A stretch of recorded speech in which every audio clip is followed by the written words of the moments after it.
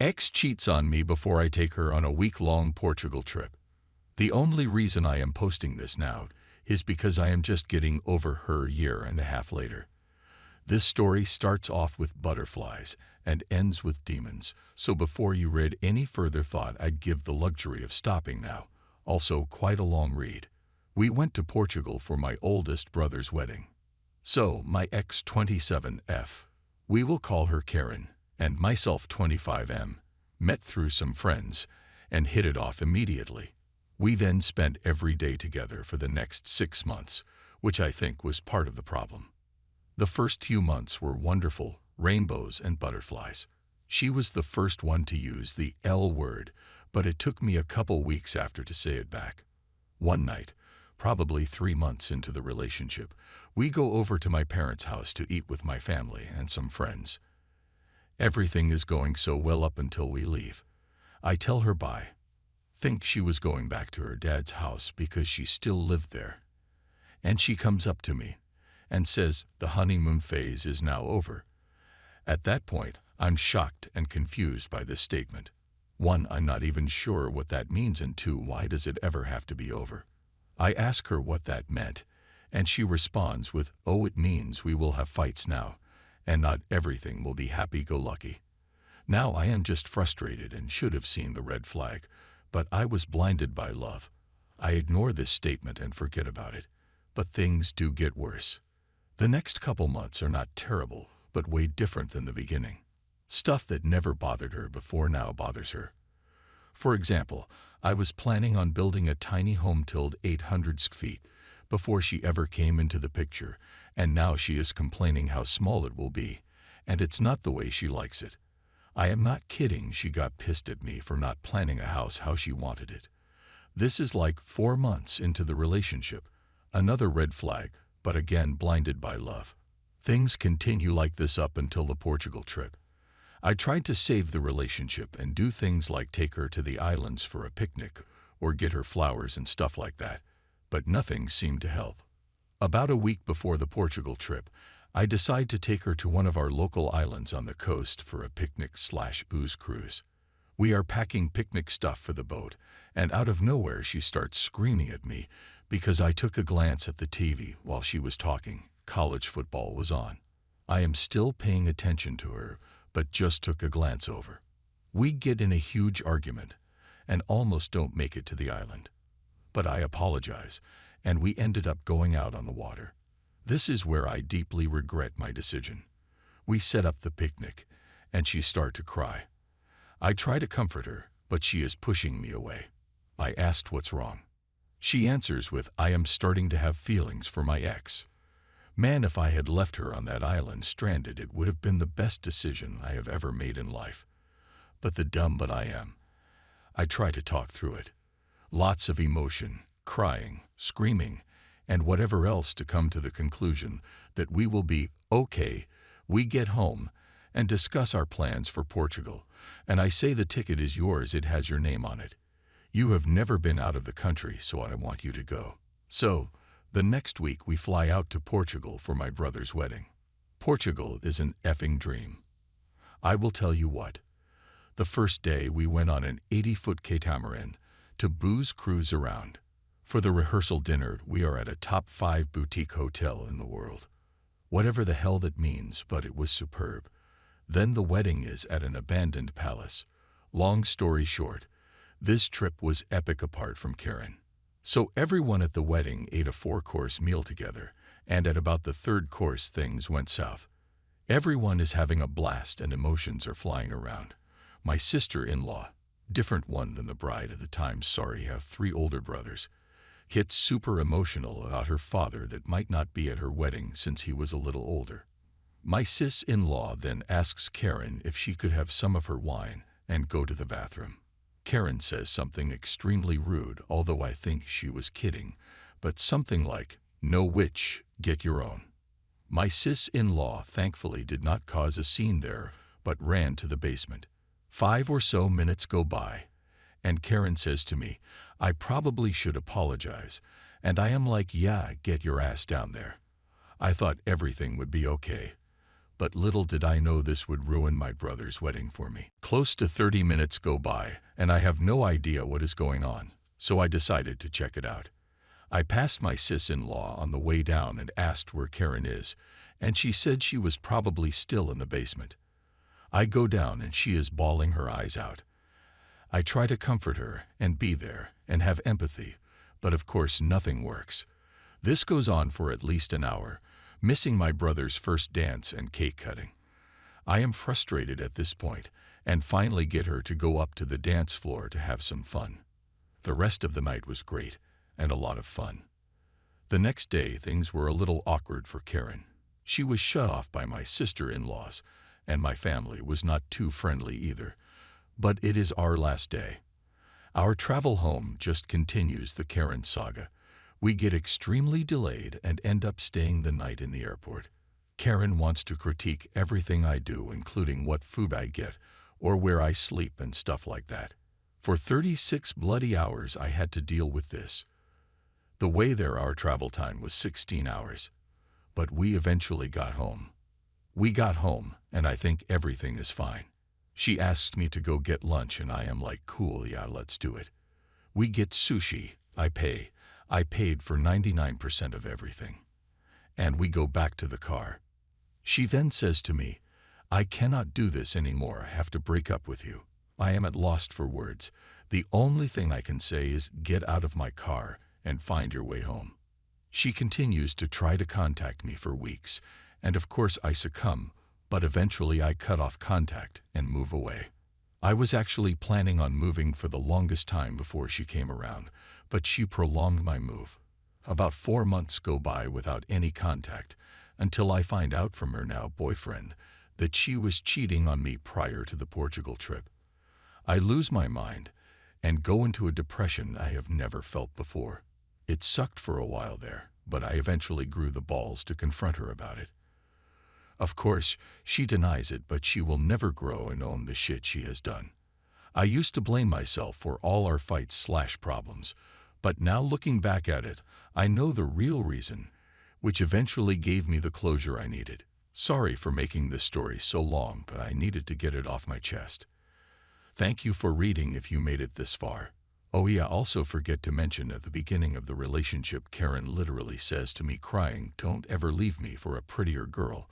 I find it quite ironic and funny. I think that is one of the vilest things to do. She betrayed her partner and was fully ready to go on that entire trip. I guess I just can't understand how someone could just sleep at night, knowing they hurt someone like that. At least he has moved on and has a better outlook on life because of it. Ok, now time for story 2. Found out my wife had been talking to her ex for over a year. My wife and I have been together for 8 years and married on the 4th of June. She was with her ex for 7 years, but she broke up with him 2 years before we got together. We are both in our mid-30s and honestly married life has been lovely. We have had some dry spells, but generally our C** life is good and we're both emotionally involved. About 6 months ago, we were driving, and she mentioned her ex reached out via text because her friend at work accidentally called him when he borrowed her phone to make a call. Seemed weird, but I never thought anything of it as it's not the type of story you would make up. She passed it off and said that they'd just exchanged a couple messages to catch up, and that was that. For context, they were not friends and have had zero contact since they split up as he was still in love with her and couldn't be friends. Fast forward to about 4 weeks ago, we were driving, and she left the car to go to a shop and left her phone in the car. I am far from the jealous type, but it was facing me, and I see his name pop up on the notification.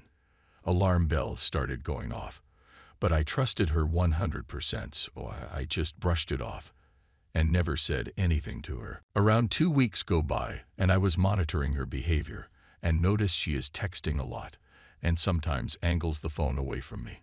As my anxiety built up, I decided to confront her about it and ask if she was in contact with her ex. She openly admits that they kept in touch since he messaged, and it's just every so often. They share details about what they are up to and fun things that have happened. We discuss it, and I told her I'm not sure if I'm comfortable and can't understand why she has been hiding it from me. She states that she was subconsciously hiding it, as she knew I would be upset, but that it was innocent.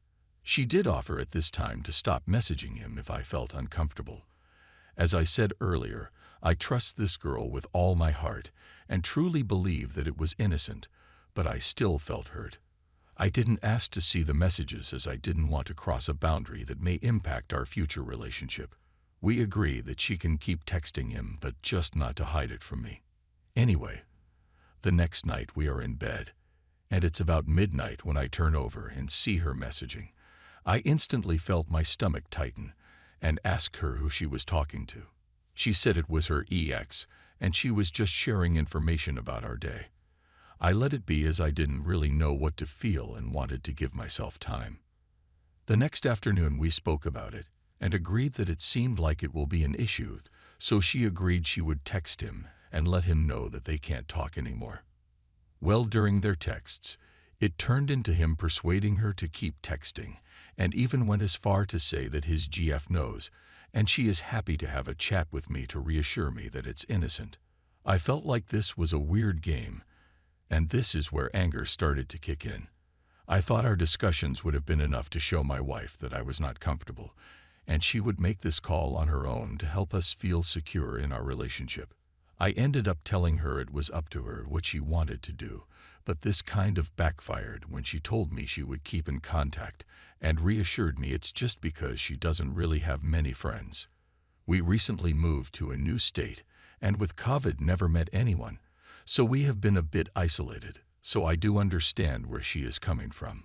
This went on for 2 days until I couldn't take it anymore. I'm not an emotional person, but my moral compass was in an alarm state all the time. We sat down, and I let her know that we need to set boundaries, and I think that talking to an ex that we were not friends with is a boundary that we should not cross. She was upset but agreed, and wanted to put us first, and as we spoke, she messaged him that they should not talk, and then she blocked him. I really appreciated her listening and responding to the conversation, but could see she was hurt. I then stupidly started reading threads online about red flags and was almost kicking myself for not noticing earlier. That's what drove me to review our phone plan usage data. What I found almost made me have a panic attack. I felt my chest get tight, and I really struggled to breathe. The text logs showed that it was going on for a year. Nearly every day 10 to 40 messages, images, texts, often at night, even at 2 a.m. while I was sleeping next to her. My heart sank as I inevitably thought that my amazing wife was cheating on me, at least on an emotional level. Based on the data, I wrote down some questions. When did it start? How often were you messaging him? Did you ever meet him when you went back to visit your family? He stays in the same city where her parents live. I called her through and asked her to sit down. She seemed scared as she could see I was visibly upset. I told her that I will ask a series of questions, and I want you to be brutally honest with me. She was slightly confused but agreed. I then asked the first question. She said she did not remember how long it had been, but she thought it was months. To the second question, she said maybe every couple of days, now and then. And for the third, she completely denied that they had met in person. I knew she was lying about the first two, so when I brought up the timeline and evidence that showed the duration and volume of texts, said she that couldn't remember how long, and that it didn't seem like they were texting all the time, especially as they were innocent, sharing dog pics, and talking about us doing stuff together. Never flirty or too personal. At this time, we were both deeply emotional, and to be honest, I was nearly breaking down as she was crying continuously. It was a horrible conversation. She then told me I could look through the messages, but 2 weeks prior she had changed phones.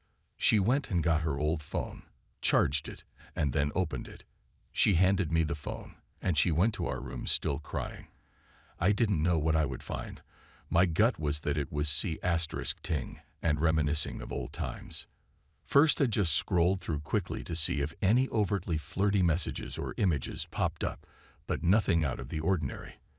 I then used the data from the phone account to check if any messages has been deleted and scrolled to dates where their message would go on until 2 a.m. while I was sleeping. It seemed that they were mostly all there and again, of an innocent nature. Literally dog pics getting sent at 2 a.m. I was so confused, upset and relieved at the same time. Now the messages were personal in nature, about our relationship, plans, etc., but I didn't want to snoop too much as I honestly felt sick and betrayed, but also that I was invading her privacy.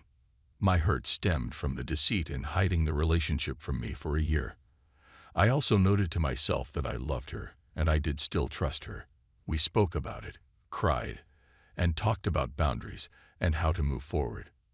Now comes the weird part.